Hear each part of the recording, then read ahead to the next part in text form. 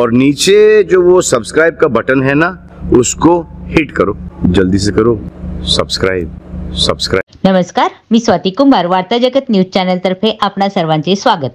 आज सावली निवारा केंद्र पिंपरी पुणे येथे ज्येष्ठ नागरिकांना प्रजापिता ब्रह्मकुमारी चिंचवड शाखेतर्फे राखी बांधून रक्षाबंधनाचा कार्यक्रम उत्साहात पार पडला। यावेळी रक्षाबंधनाची माहिती देण्यात आली व मिठाईचे वाटप करण्यात आले। बघूया हे अनोखे रक्षाबंधन।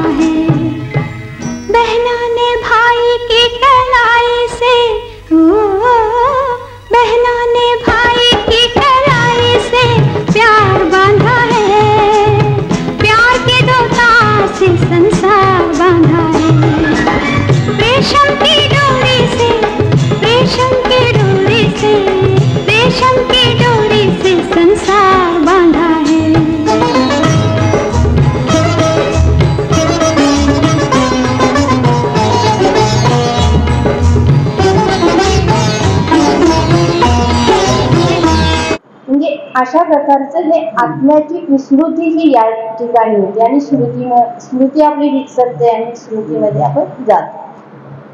आता रक्षाबंधनाचा सण साजरा करतो म्हणजे बहीण भावाचं अतूट जे नातं आहे ते नातं आपण साजरे। पण पुरातन काळामध्ये फार वर्षापूर्वी ब्राह्मण प्रत्येकाच्या घरी जाऊन काय करत होते, म्हणजे पवित्र धागा बांधत होते। पवित्रतेची प्रतिज्ञा करून धागा बांधला जातो। मग कालांतराने काय होतं, दिवसेंदिवस बदल होत जातो। मग बदल होत गेल्यानंतर परिवर्तन होत असतं। परिवर्तन हा निसर्गाचा नियम आहे असं आपण म्हणतो। आणि या परिवर्तन झाल्यामुळे ब्राह्मण प्रत्येकाच्या घरोघरी जाऊ शकत नाही। अशा वेळेला घरातील जी कन्या आहे ती कन्या घरातील प्रत्येकाला राखी बांधू लागली। प्रत्येकाला, कारण प्रत्येक व्यक्तीला ही राखी बांधली जाते। राखी म्हणजेच काय, रक्षण करणं। प्रत्येकानं प्रत्येकाचं रक्षण करायचं, आपलंही आणि दुसऱ्याचंही रक्षण करायचं। आणि म्हणून ही राखी म्हणजेच काय, रक्षण। थोडक्यात स्वतःची रक्षा करणं, स्वरक्षा, दुसऱ्याची रक्षा, असं हे रक्षाबंधनाचा अर्थ सांग। म्हणजे आपण ज्या वेळेला म्हणजे परमात्मा येऊन आपल्याला स्वतःचं रक्षण कसं करायचं आहे हे आता आपल्याला सांगत आहे। रक्षाबंधनाचा खरा अर्थ धार्मिक दृष्ट्या काय आहे हे आता सांगत आहे। कारण का आपण एकमेकांना, प्रत्येकाकडे मोबाईल असतात हल्लीच्या काळामध्ये, कुणी कसाही असो पण त्याच्याकडे छोटासा का होईना मोबाईल असतो। त्याच्याकडे एकमेकांना आपण काय करतो, मेसेज देत असतो किंवा आपण एकमेकांविषयी शुभ भावना देत असतो। ब्लेसिंग म्हणजे शुभ भावना, ब्लेसिंग देणं हे त्या मार्फत आपण करत असतो। म्हणजे हे रक्षाबंधनाचं महत्व या ठिकाणी, म्हणजे बहीण भावाला राखी बांधते आणि भाऊ बहिणीचं रक्षण करतोय एवढ्यापुरतंच नाही, तर बहीण भाऊ प्रत्येकाच्या जवळच आहे किंवा बहीण भावाच्या ठिकाणीच आहे, जवळपास आहे असं नाही। कारण दोघंही कसे असतात, दूर दूर असतात। कोण गावी आहे, कोण शहरामध्ये आहे, कोण दुसऱ्या देशामध्ये आहे। आणि त्यामुळे संकट काळामध्ये एकमेकांच्या जवळ कोणी पोहोचू शकत नाही। मग अशा वेळेला कोण मदत करणार? कारण भाऊ येऊ शकत नाही किंवा बहीण जाऊ शकत नाही. मग अशा वेळेला स्वतःचं रक्षण हे स्वतःच करायचं आहे. किंवा आपल्या कुटुंबातील व्यक्ती असतील, आपले मित्रसंबंधी असतील, ते तरी त्यावेळेला धावून येते. कारण करोनासारखी परिस्थिती निर्माण झाली आणि या करोनासारख्या परिस्थितीमध्ये कुणी कुणाच्या जवळ जात होतं का? नाही. मग स्वतःचं रक्षण त्यावेळेला स्वतःच आपण कसं सशक्त बनवू, आपली शक्ती कशी वाढवली पाहिजे, या दृष्टीनं परमात्मा आपल्याला सांगत आहे. कारण आत्मा हा कसा आहे, आपला सतोगुणी आहे, 7 गुणांनी युक्त आहे आणि त्याची आपल्याला विस्मृती झालेली. कारण तो सुख, शांती, पवित्रता, शक्ती, आनंद, ज्ञान याने भरलेला आहे. परमात्मा हा सर्व गुणांचा सागर आहे आणि तो गुणांचा सागर परमात्मा आहे आणि त्याच्याकडून ह्या शक्ती आपल्या आत्म्यामध्ये मिळत असतात. त्याचं स्मरण केल्यानंतर, ते स्मरण कसं करायचं, त्याला मेडिटेशन असं म्हटलं जातं. मग स्वतःला ब्लेसिंग द्या, स्वतःला काय करा, चांगले विचार करा. म्हणजेच आपले जे मनाला होणार किंवा आपण मन म्हणतो, आत्मा म्हणजेच काय, ते आपण मन समजत असतो, चित्त समजत असतो आणि त्याला ते दुःख होतं. मग आपण आपल्याला श्रेष्ठ संकल्प दिल्यानंतर, चांगले विचार दिल्यानंतर आपल्याला दुःख होणार नाही. मग मी कसा आहे, महान आत्मा आहे, मी श्रेष्ठ आत्मा आहे, मी चांगलं कर्म करतो, माझे संस्कार चांगले आहेत. असे चांगले विचार आपल्या आत्म्यामध्ये भरायचे आहेत. म्हणजेच आत्म्यामध्ये जे इतरांचे विचार, निगेटिव्ह, व्यर्थ, म्हणजे एकमेकांविषयी आपण हे असा तो तसा असं बोलत राहतो, चर्चा करत असतो, यामध्ये वेळ घालवतो. त्याऐवजी आपण आपल्यासाठी चांगले विचारूया. दुसरा कसा आहे त्याच्याकडे न बघता स्वतःसाठी चांगले विचारूया. म्हणजेच व्यर्थ जे आपल्या मनामध्ये भरलेलं असतं ते निघून जातं आणि चांगले संस्कार आपल्यामध्ये निर्माण होतात. चांगले संस्कार निर्माण झाल्यात, आपण चांगले कर्म करतो. कर्म चांगलं असतं, त्याचं फळ नेहमी चांगलं मिळत असतं. आणि म्हणून आपण आपल्यासाठी, स्वतःसाठी करा. स्वतःसाठी करायचे, दुसऱ्यासाठी करायचं नाही. स्वतःसाठी चांगले विचार द्या, संकल्प चांगले करा आणि आपल्यामधली जे काही व्यर्थ आहे ते व्यर्थ आपोआपच निघून जातं. त्याला वेळ द्यायचा नाही व्यर्थ सोचणं, विचार करण्यासाठी.